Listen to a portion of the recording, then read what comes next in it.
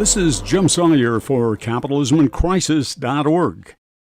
Look out, capitalism's got a bug in it, a bomb, linked to some stealthy economic event.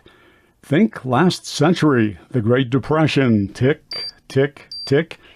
Actually, there are two time bomb bugs lurking beneath capitalism's surface. One bears Adam Smith's imprint, so let's start there and then peer into bug number two later. Imagine after 2 centuries, Smith returns from the dead to advise President Trump. Yup, awash in fake news and conspiracy theories, why not also a zombie presidential advisor? Imagine our unique creation, fantasy capitalism software, Zombienomics version 1.0. It's about adherents pledging undying allegiance to the ideas and the ideals of some long-dead economist. Hail Adam Smith! We program our superhero's re-entry from the dead at a D.C. area Audi dealership. Smith picks up some edgy wills, and then Zombienomics shoots him immediately to the White House. Once inside, President Trump greets him warmly. How do we drain the economic swamp? The press asks. Just stick to basics, mutters the first economist, adjusting his rad sunglasses as he fidgets with his powdered wig.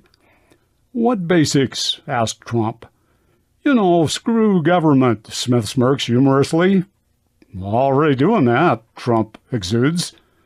It's more nuanced, cautions Smith, oblivious to the time warp of his own doctrine cemented 2 centuries earlier. Actually, minimal government is okay in an Adam Smith-type 18th century world, but darn minimal. A sheriff to keep the peace, protect capitalist property rights, and little else. Smith's sheriff would never collect taxes, nor enforce government regulations, adherents believe. Donald Trump stands resolutely with this vision. Check that. Donald Trump and the 115th congressional majority stand resolutely for rolling back post-World War II norms, rolling back much of a century of macroeconomic policy, rolling back even the progressive income tax. Smith's free market economics once was the best we could do. It worked okay in less sophisticated times then. Gradually, a century ago, it came undone amid rapid changes and creeping powerlessness to incorporate those changes. The causes? Mass industrialization, expanding international trade, escalating financial complexity, and much, much more. Curiously, laissez-faire advocates never accepted paradigm adjustments incorporating these changes. For them, the original version is like old-time religion. For them, it isn't about how the economic world actually works, but rather the simplistic, orderly way in which they believe it should work. Absent policy gaps, they blame on progressive politics. Parenthetically, next, the president, ever the hotelier, seizes on the downside of inviting a zombie for a White House stay. It's his disgusting breath, remarks Trump, like Smith hasn't brushed in, maybe 200 years. So when next we view the prez, he is summoning a second zombie economist, Joan Robinson, sometimes known for unflattering comments about other people's breath. When the sometimes snarky Robinson arrives, Trump assures, a humiliated Smith will be forced to take action on his killer halitosis.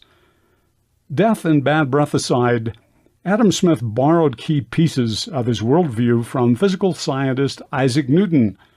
Think about planets circling the sun in perfect order.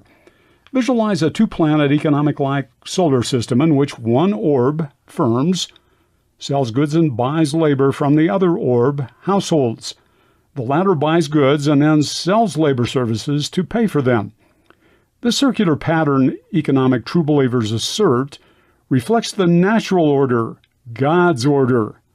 No leakages, no unsold goods, no unemployment. Everything goes around perfectly, just like the planets circling in our perfect solar system. Economic orderliness Claims, of course, can neither be proven nor disproven. Instead, innate orderliness exists not within the realm of reality or objective science, but only within the realm of subjective belief. A related belief also on the ideological right sometimes goes by American exceptionalism, that uniquely we are a land of opportunity anchored in work, personal initiative, and entrepreneurial spirit. However, pity the undeserving poor who won't pull themselves up by their bootstraps, they say.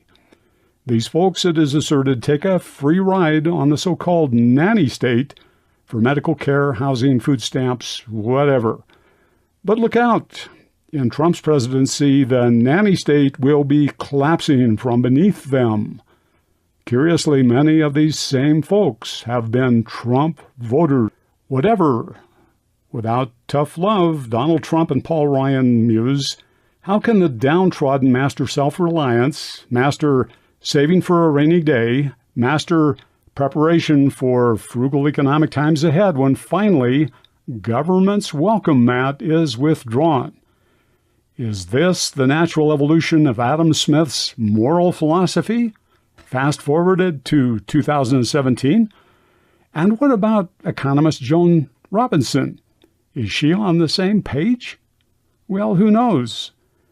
With her arrival imminent, the staff report a recent call with a challenge for the Donald, something about a time-honored Cambridge tradition, they report, of challenging one's intellectual opponent and then drinking that opponent under the table.